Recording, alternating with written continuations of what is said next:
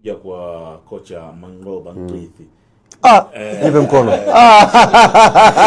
Umeitafuta? Irudie. Mangoba.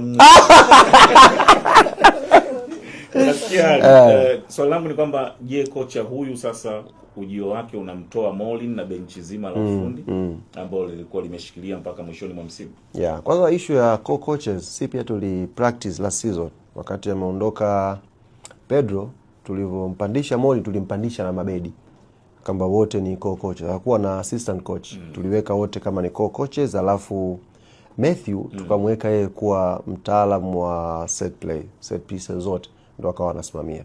Kwa hiyo ameondoka tayari kocha wetu Matthew, ameondoka kwa goalkeeping coach, na kuna makocha wengine watakuja kushirikiana. Molin kwa mujibu wa taarifa ambayo tuko nayo yeye atabakia kwenye klabu yetu. Mazungumzo ambayo tuko naye anatakiwa abakie.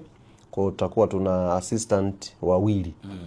Hatuna assistant 1 au 2, tutakuwa na assistant wawili ambao wao wanamsaidia head coach. Mabedi hapana. Mabedi yeye pia contract yake imeshamalizika.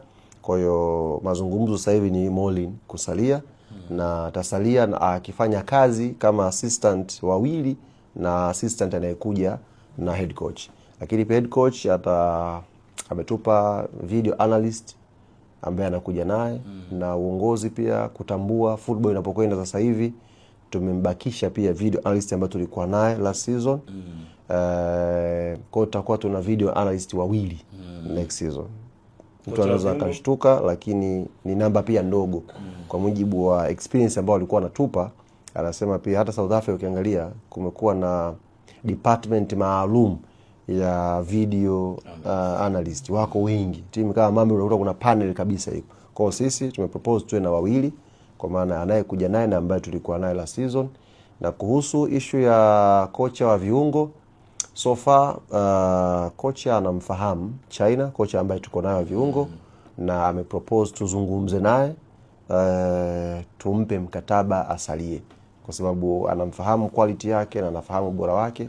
Kwa hiyo mpende tuzungumze naye. Kwa mazungumzo yanafanyika, tukikubaliana ata extend na yeye, tusipokubaliana tumwambia kocha bana tumeshindwa shindwana, kwa hiyo lete fitness mwingine. Kwa hiyo kuna baadhi ya maeneo, kwa mfano last season mwambia tulikuwa tuna mtu wa set play ambaye tuli introduce yuko cheo kutokana na mazingira, kwa sababu Matthew alikuja kama assistant wa Pedro. Ndio. Lakini baada ya Pedro kuondoka, Mabedi yupo, Molin yupo, mazingira yakatengenezea position ya mtu wa set play.